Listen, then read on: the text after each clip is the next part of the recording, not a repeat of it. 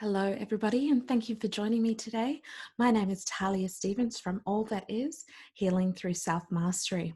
Now, I wanted to introduce to you today Theta Healing. So, we're going to introduce to you the basic concepts of it, what it is, and what happens during a Theta session. So, let's get started. Okay, so what is Theta healing? It's a meditational process that creates healing and changes on all levels. So that includes the physical, psychological, emotional, and spiritual. When we connect to the divine consciousness, or the all that is, our brainwaves automatically go into a theta state of mind. So in this state of mind, you can create anything and change anything. So that's where the name comes from, the theta brainwave, theta healing. Okay, so it can efficiently and effectively create massive change and healing in all areas of life. So let's have a look at the different areas it can assist you with. So, personal growth and self worth. So, if you are feeling stuck in your life at the moment, or if you're struggling with not feeling worthy, or you're not feeling that you're valued by the people around you at the moment, this can be a really effective way of helping you to shine some awareness on that and to grow and move forward along your path as well. Physical ailments can certainly be helped with this. For myself personally, I suffered from asthma quite severely from a child, and it was only since starting theta healing that I've been able to release that, breathe easily, and be able to move through that. And it's just allowed me so much more space in my life to be able to attract more into my life. Relationships, romantic relationships can be effectively helped with this. And I've seen a lot of people who have come to me with family issues and relationships also have really positive changes in their life as well. Business and career, absolutely, this can help you if you're just wanting to launch a business, or if you're wanting to change careers, or even just ramp up the business that you're in at the moment. We can have a look at any limiting beliefs that might be in your space at the moment, and looking at really clearing those on such a deep level that you are able to project yourself forward and move forward in your career or your business. Trauma and grief, both physical and emotional. So we look at maybe some childhood trauma or grief that you've experienced from losing loved ones. We can certainly give you some relief from that. But also, trauma can be created from seemingly small incidences. So when people call you names, or they've made you feel bad about something, that can create a type of trauma in your body as well. So a theta healer can go back and look at when that first started, and look at releasing that and bringing in some unconditional love and replacement. So we look at releasing repeating negative patterns. So what I mean by that is, so if you attract a certain type of partner in your life that has very similar qualities to the last couple that you had, or if you're attracting the same type of boss in your life, then we look at where this pattern first began. And again, we can look at releasing those beliefs that were created at that time. So now you can start attracting a new type of mate or person in your life. Releasing resentments. Now, resentments can take up so much space in the body. So we definitely want to look at releasing those. And I get a lot of clients coming to me about existential issues as well.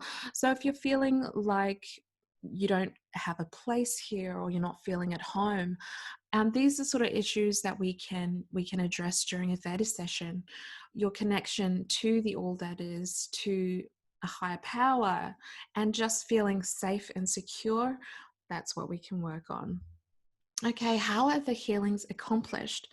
So a theta healing session is a co-creative process. So that's between the client, the practitioner, and what we call divine intelligence. Some people may call that source, spirit, creator, all that is. In order to make a molecular change in the body, one must have energy. So when you go into a theta state, you reach up and grab the energy of unconditional love and place that in the body. This allows the body to have the energy it needs to make changes. So, who does the healing? It is the pure wisdom of the creative force, the essence of pure love that does the healing. The practitioner requests where the energy is to go or what it's to change or create, and the client is the recipient of that energy. So during a theta session, first the practitioner will discuss with the client what issues they'd like to address or work on during that session. Then the session commences with the seventh plane meditation. Now I'll go into more detail about the seventh plane meditation in another video. So this allows the client and the practitioner to be in a deep theta state. The practitioner will then proceed to do an energetic body scan to see what is contributing to the issue or limitations that a client may be experiencing. A reading is then given, along with any intuitive insights that the practitioner has received during that process. So, there are many techniques that a practitioner may use throughout a session, including digging. So, I'll just introduce this concept to you briefly. Digging is a process used to find out what is holding certain beliefs in place that are no longer serving the client. So, we also call these key beliefs. When we have beliefs that we create in our current life, these can really be limiting or no longer serving us in a way. But we can also carry generational beliefs, beliefs from other lifetimes, and collective consciousness beliefs as well. So that is the great thing about theta healing. It doesn't just scratch the surface. We are able to go and see beyond the ego, beyond the conscious mind, to strip away the illusions to allow room for a higher perspective and truth. Okay, so during a session, a practitioner would look at when the person first felt this way and what happened, who told them that, whether it's a belief that they created within themselves or whether a parent or friend told them that, what emotions or feelings are attached to it, how the belief keeps them safe or how it serves them. We don't create anything in our life, whether it is seemingly negative or positive, without it serving us in some way. So we definitely have a look at that aspect of it.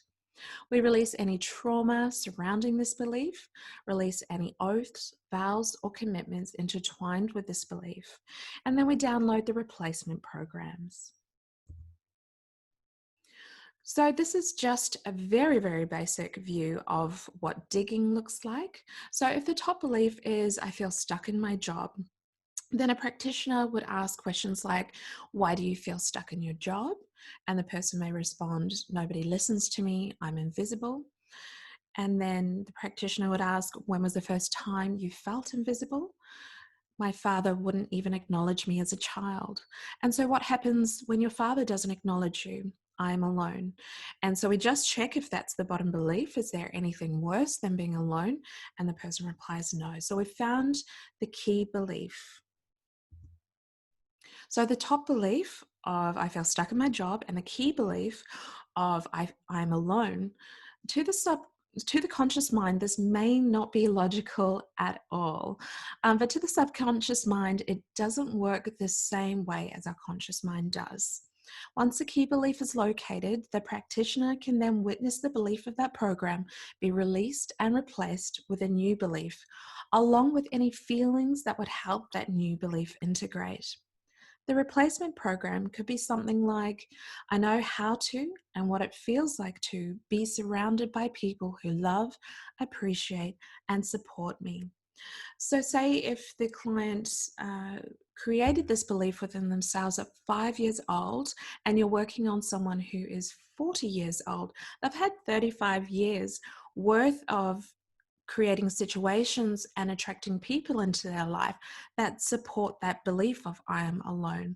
So what a theta healing person practitioner does is go in, release that belief and replace it with something that is more positive and that is going to serve that person a whole lot more moving forward in their life.